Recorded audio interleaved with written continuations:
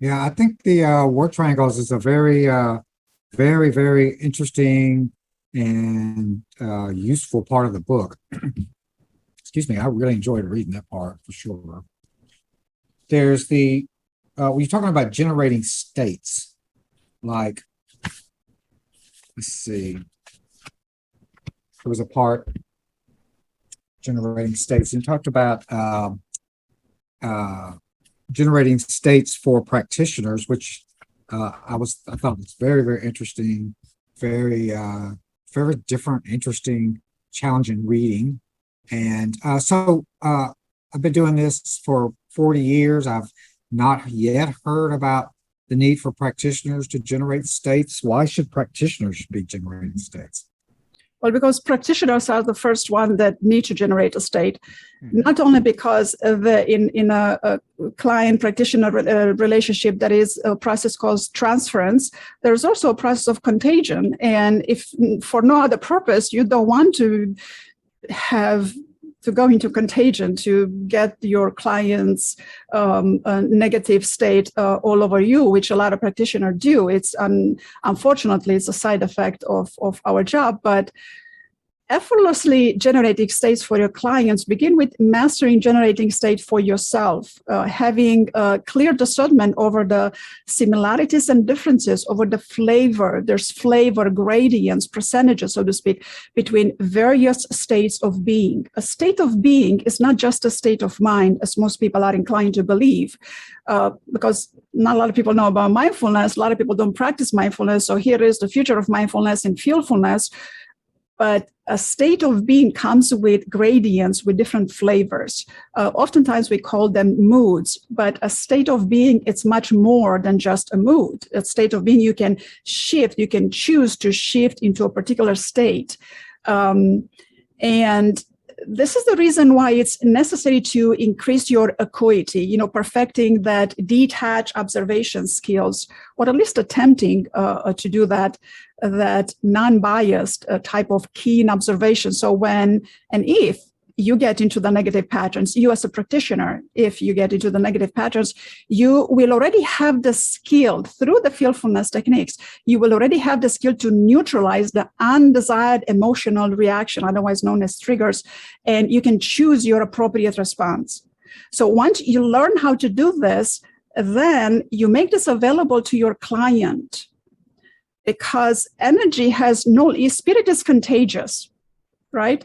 So you generate a state of being in your spirit, and then that becomes contagious to a client, but that's the good type of a contagion, because if you're happy, everybody wants to be happy, right? So we want to spend more time with happy people than with unhappy people, because spirit is contagious. So feelfulness, it's one of the most complex skills to acquire and to master for oneself. But once practiced enough number of times, not too many, because I have a way to make this very simple and easy. In my experience, this has become an automatic habit for me and everyone I taught this skill. You learn, after a little bit of practice, you learn how to shift a state like this. Just like, okay, I'm not going to think left, I'm going to think right. Then you go, well, I'm not going to feel this way, I'm going to feel this way. And it comes over a simultaneous time, simultaneous attention, dimensionality, emotion dimensionality, and we take a thought with a feeling to make it into a feelfulness skill. Because feelings are never separated from thoughts, and thoughts are not separated from emotions. They're just at different gradient, different flavors, different variety.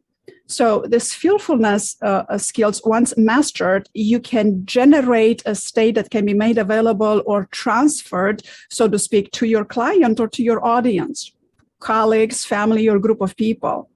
And you see, this is how performers, like you go to a concert and you just love that performance and you come all hyped and you feel good about it. Well, this is what performers do. Or you go to an event and you have a speaker and you're all energized by it. Well, this is what they do, right? But a lot of them have a talent to it. A lot of them have a knack to it. And some of them don't. And the thing is that if you don't feel quite good physically, biologically, you don't feel quite good, you're not going to be able to generate that state as good as a performer or as a presenter and this hinders the things that you have to do, because we cannot be confined by just not feeling perfectly biologically. And we've learned that by now, right? Well, you have a virus, you do the best you can, but keep on doing it, right?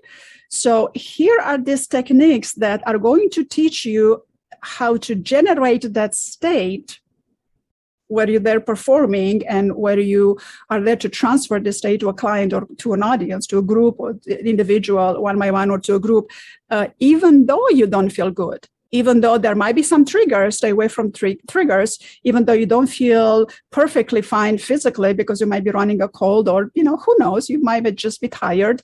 Or maybe you're just going through experiencing some loss that you don't feel like smiling 100%.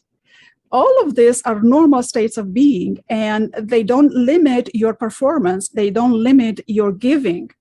And I found ways that are quick, they're rather playful ways, but they're playful. And when I'm teaching these techniques, I have you go through the techniques several times, because I want this to register into your muscle memory, neuroplasticity. So we practice this a few times, and then it registers into your autopilot, and then all of a sudden you're just gonna know, and you're gonna forget what you knew how to do that from.